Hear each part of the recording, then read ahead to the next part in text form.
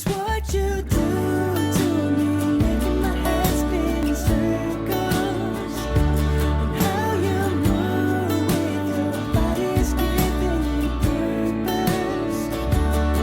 So just quit my job, stop wasting time, spending my days with you.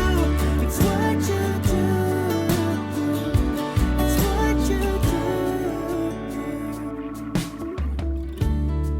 Remember that beginning of the relationship feeling? Your man wanted nothing more than to just be in your presence. He loved spending time with you just for the sake of spending time. Hopefully, he wasn't smothering you, but his interest in you was clear. Seems nothing was more important than spending time with you. But what happened? I would say the same thing about the females. I mean, also in the beginning of the relationship, you are very interested also. So what do you mean exactly? Well, I would tend to think that, guys are kind of focused on the progress of things. I mean, you get a couple years down the road and you seem to have to compete for his attention, right? Or hers? Well, the reason why I'm focusing on the guy right now is because he gets involved in different projects. He gets involved in different things that they have to get done. There are deadlines, there are goals. He's somewhat of a goal-oriented guy. And when women tend to be more appreciative of the just general time spent, the guy is typically driving towards something. Okay, so I have a question about that. So you don't think that women are goal-oriented also? I didn't say that. Okay. What I said was in relationships, though. Usually, women are more appreciative of just the time spent. They are.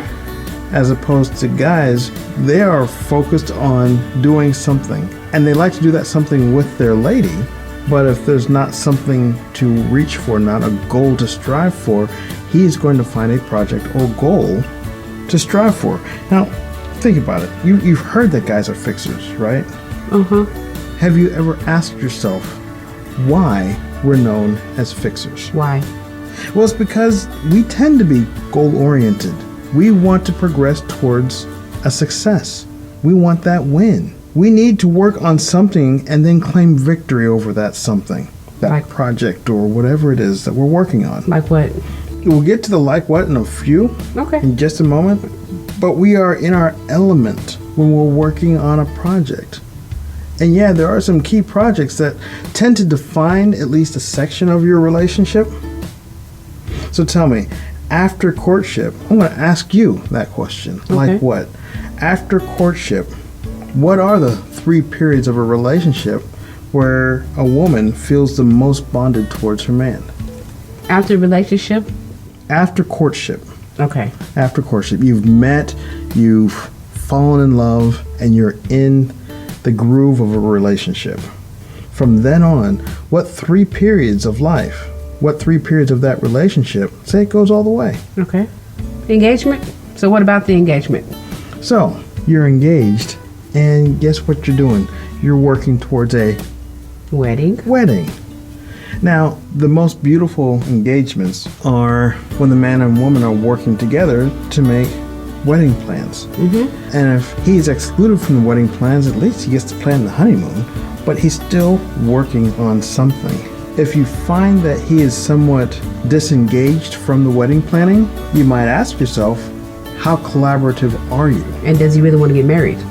Well, there is that. But let's say he asked. Okay. And he does want to get married. Okay.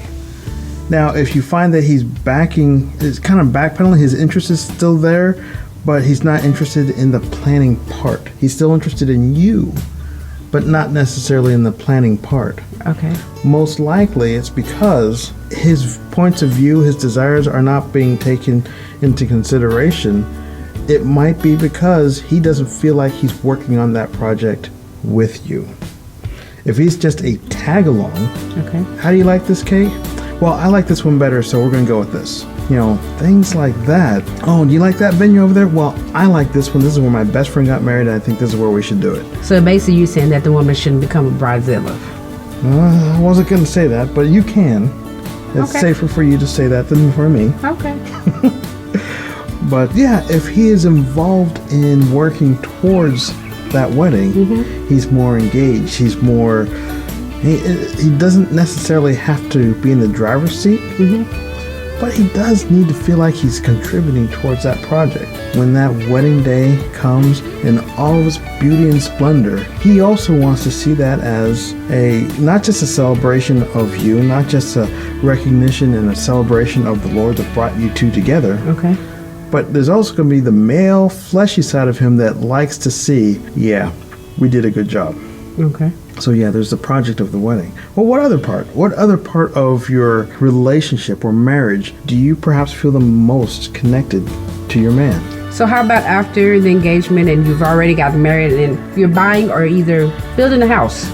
Yeah, I mean, if you're looking for your place to live, whether it be a rental property, scouring the area to find the perfect home for the two of you to have and live together, or building a house. That's a huge project. That's a huge, huge project. That can take a while, right? Yeah. And throughout all of that, you two are working together, or you almost have to work together. Now, I do understand that sometimes a guy will go out and say, hey, that's going to be a perfect house for my wife. I know what she wants, so let's go get it. I wouldn't recommend that because Yeah. he really truly know his wife. He knows her quite a bit. However, God knows her better than he does. But that's for another topic. No, actually, we were counseling one couple, and the guy, he made this big life decision for the family. And he says, I don't understand why my wife is upset with me. I considered everything. I considered this. I considered that. I considered the finances. I considered where we want to be. I considered the kids. I considered everything. Why can't you trust I took everything into consideration? I Because he said, didn't consider his wife. Exactly. There's one thing that he missed. His That's- wife's opinion. Yeah, well, that's the key thing. And his wife might have agreed with him, but she didn't even have the chance to. Exactly. So when you're working on a project like where you're going to live for the next decade or more, yeah, it's kind of nice to work together. You guys set dreams together. You guys make plans together. You do designs together. She is supposed to have full reign over the management and the design of the interior of the home. Okay. That is her biblical right. And it's up to us guys to sit back and say, you know what, honey? Whatever makes you happy, dear. So basically, we should make sure we want everything that we want in the home. You got to be careful with that, though. Really? First of all, let him have his man cave. Just one corner of the house somewhere. Just let him have it. Sure, why not? A man does need to be king over a domain. Okay. It doesn't have to be an entire house. It doesn't have to be the entire castle. But give him a piece. Give him a little cave somewhere. Sure, why not? Let him be king over the dungeon. Or you can be nicer about it than that. But if you go back to what I was saying earlier, yeah, you could take it to the extreme of I'm deciding on everything in the house and he just has to accept it. Okay. But you will strengthen your marriage, you will strengthen your relationship if you can work on those things together. Let's say you want to put together a new family room suite. You've got furniture from your last marriage and he's got furniture from his last marriage, and you've decided we're not going to bring in pieces from our last marriage into our new home. You get rid of everything and you got to start anew. Yes, you do. Great idea. Great idea. So whenever you do, are you doing it together, or are you just dictating to your husband, well, that's what I want. That is the sofa that I want. That's the family room setup that I want. No, you should pick out stuff together. Pick out stuff together. Why? Because he loves working towards that end. He bonds with you in his heart, in his mind, in his soul. He bonds with you as you're working towards having a nice, well-furnished home together. As you're deciding on floor plans, as you're deciding on areas of town in which to live. All that should be a collaborative effort. And when it is, he will bond with you in ways that he might not even be able to describe. So what about having a baby? Oh, goodness. my goodness. Well, yeah. Yeah. It tends, have you noticed, guys will tend to be much more involved in that firstborn child. Masha. Oh well, firstborn child. Okay. In the first I thought you just talked about it in general. I said, yeah, I'm thinking that the man really does have to be involved. But however, I'm sorry. Went off topic a little bit. Continue. And that's because it's brand new to him. It's brand new to him. I mean, his firstborn, he's never been through the prenatal process before. What I've seen guys do is in the very first pregnancy, he'll use phrases like, we're pregnant, and he will abstain from alcohol and smoke. He'll do everything that she's supposed to do. And then in the second pregnancy, he'll say, oh yeah, she's pregnant again. It's not we're pregnant anymore. She's pregnant again. And to support, he'll stay away from beer and wine, that sort of thing. And the third, fourth, and fifth? After that, not only is it that she's pregnant, but he might go ahead and enjoy that wine and beer and whatever. Yeah, I've been through that before. I show my support in the first two. Oh my God. Okay, I'm being a little bit exaggerating here. Okay. But the point is, getting to that point of birth, yeah, true, it is a beginning. That's the beginning of the growth of your family. It's amazing. It's great. But he will also see that as a milestone. He'll see that as a point of victory. He'll see that as something to work towards. And he's helping with the nursery and what kind of toys there's going to be whenever the baby first comes home, and he's got all these things in his mind about how you're going to plan your lives and how it's all going to work. It's exciting because he's working towards that. He's making plans, he's building stuff, he's doing whatever he needs to do. He's doing his own man nesting. Okay. It's a project to him, and that's not to desensitize the topic. It's just that in his heart, he is very much bonded to you and the baby because he is working towards that milestone. Interesting. So, those are huge, 3 big rocks of your relationship, right? Oh, yeah. I mean, it's not like you're going to have an opportunity every year to plan your wedding. You're not going to have the opportunity every year to shop for a new house or new furniture for a house. You're not going to have the opportunity every year to have a baby. Well, you could, but that, like you said, that's a whole other topic. Yeah, getting married every year, that's a whole other topic. Building a house every year, that's definitely a whole other topic. And having lots and lots of kids, that is the most. And like wow. I said, you're not going to get that project effect from him if it becomes so mundane that you're just always having kids. It's not that he's going to love the other kids any less. It's just that, well, I've already figured this out. I already know how to do this. That's true. So the question is, what kind of smaller, every day, every week, every now and then projects can a couple do together? Oh my God, that's easy. I mean, you can do your couple retreats, which incorporates vision retreats. You go away and you have a chance to work together, what your vision is going to be, and you really have a chance together to be able to talk to God. So it's a lot of stuff you can do together. So on that one, what I hear as a guy is you're giving me an opportunity to sit down with you and plan the next 3 months, 3 years, or anywhere in between. Whatever the vision God gives to the both of you. Now that is exciting to a guy because now you're placing in my heart, or the Spirit is placing in my heart, something to work on, something to strive for. Yes. Now, the reason why I'm going off on this a little bit, I've never been the kind of guy that likes to tinker, but I do like to make progress. I'm almost addicted to progress. And I like tinkering. That's okay, though. So you'll notice that in the absence of a couples project, you might have a guy standing up a wood shop in his garage. Okay. You might find a guy deciding to restore a car in his garage. Ooh, the sports car. Or the truck. Oh, sorry. Now, you know how much I love sports cars and trucks and stuff. But in another podcast, we did talk about if a guy, if either one of you has a project or a hobby that excludes the spouse will tend to resent that project. Yeah, but I think you work on the sports car with me. Oh, I'm sorry, going off topic. Go ahead. But what if you weren't a gearhead? What if... I'm a different type of... Yeah, you are.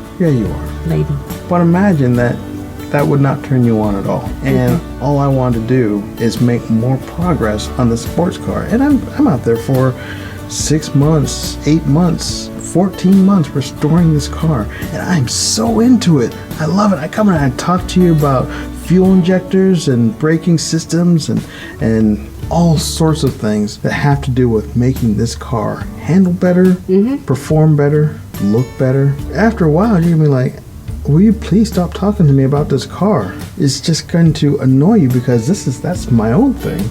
I'm making progress on it, so I'm in heaven. But for you, it's something that it's become a big part of my life that I have excluded you from. And you start to resent it. I'm not saying the guy cannot have his car or his workshop to work on, but there also needs to be a couples project that they can work on together. That's understandable. Yeah, so whenever you do that vision retreat, you can decide on a project. It can be short term. It doesn't have to be huge or grandiose, but something that you work on together. So what other types of projects can a couple do together? Oh, I think we kind of covered just about all of them. Am I missing something? Planning a vacation. Oh, yeah, that's true. If the two of you, even if you went on a vacation once every 2 years, if it's just let's put a pin on the map and drive there and see what happens, that's one thing. But a guy's gonna really love it if y'all can plan the vacation together. Well, what would we like to do? Where would we like to go? What do we want to do and experience while we're there? I know that when I was planning our honeymoon, and you did ask me to surprise you on the honeymoon, so I was surprises. So I was planning it on my own, and as I was doing so, I really felt great joy in adding little Easter eggs and surprises in there for you, and it all became part of this montage of events that covered the week, and then watching it unfold. That was my victory dance. I love seeing your eyes light up. It's almost like doing a scavenger hunt. Yeah, very much so. But as the person who arranged the scavenger hunt, I get to see the joy in your eyes as you're experiencing it unfold for you. And it was wonderful. And I loved working towards that. It was a wonderful honeymoon. There you go. So now keep in mind, the goal of the project is not to bond. That's not the goal of the project. Your husband will see right through that. He's going to see right through doing something that's busy work. Okay. The goal is to accomplish something that's fun and relevant. And the result will be a stronger bond in your marriage. A string of smaller projects is just as effective as an extended project. But the key is to work together, to respect each other, to pull on each other's strengths, use ideas and insights from both of you. Guys, this is collaborating in ways that help you appreciate each other more deeply. And be sure to enjoy the fruits of the labor when you're done. Seeing your creation in live action will strengthen your bond even more. Sounds wonderful.